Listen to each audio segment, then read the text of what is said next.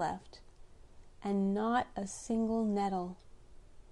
Once more only, and for the last time, must she venture to the churchyard and pluck a few handfuls.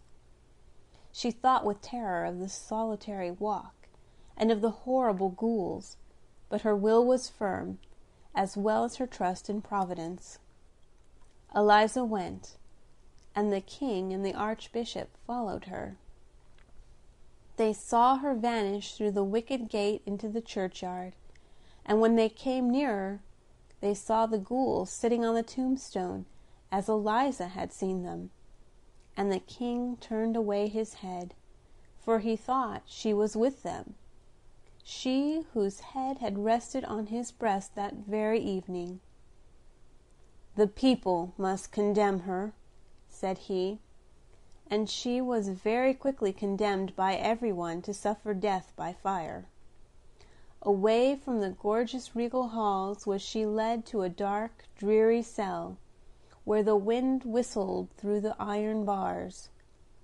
Instead of the velvet and silk dresses, they gave her the coats of mail which she had woven to cover her, and the bundle of nettles for a pillow, but nothing they could give her would have pleased her more.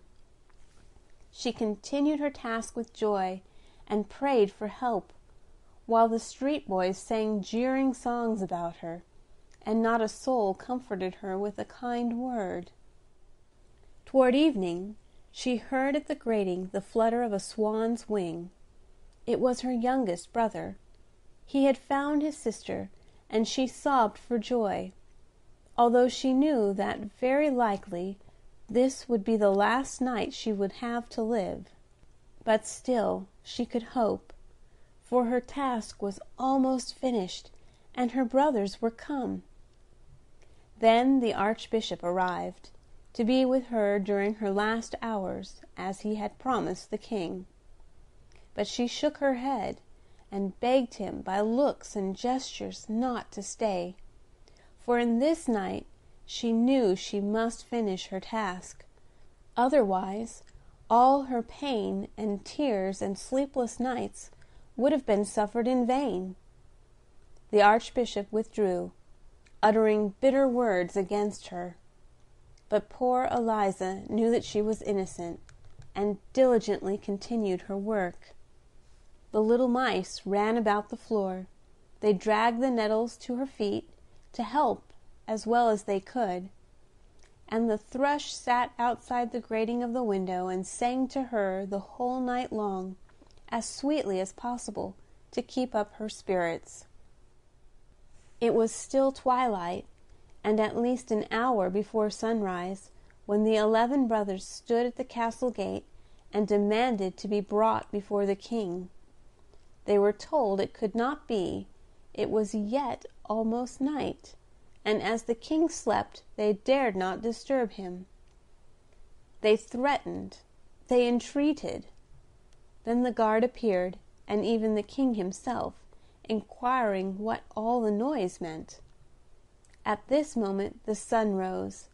The 11 brothers were seen no more, but 11 wild swans flew away over the castle. And now all the people came streaming forth from the gates of the city to see the witch burned. An old horse drew the cart on which she sat. They had dressed her in a garment of coarse sackcloth. Her lovely hair hung loose on her shoulders. Her cheeks were deadly pale.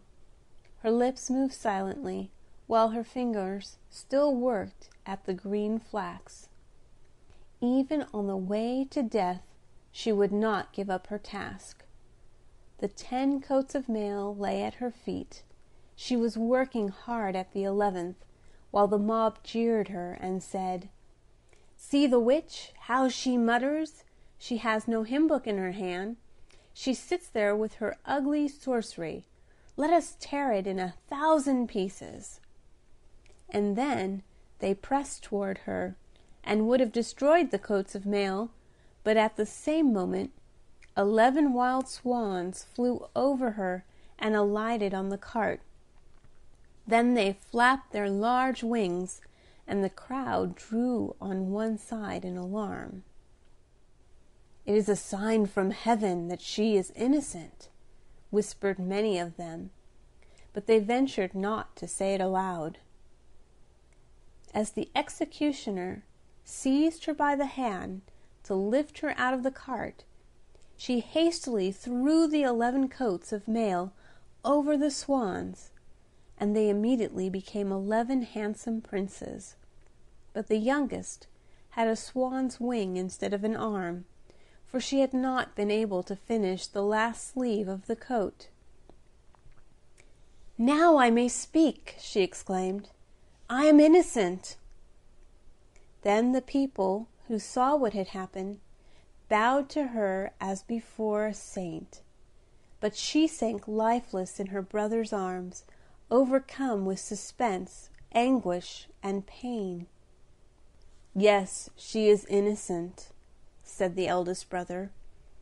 And then he related all that had taken place, and while he spoke there rose in the air a fragrance as from millions of flowers. Every piece of faggot in the pile had taken root, and thrown out branches, and appeared a thick hedge, large and high, covered with roses, while above all bloomed a white and shining blossom that glittered like a star. This flower the king plucked and placed in Eliza's bosom, when she awoke from her swoon with peace and happiness in her heart. And all the church bells rang of themselves, and the birds came in great troops, and a marriage procession returned to the castle, such as no king had ever before seen. End of The Wild Swans. Recording by Carolyn Francis.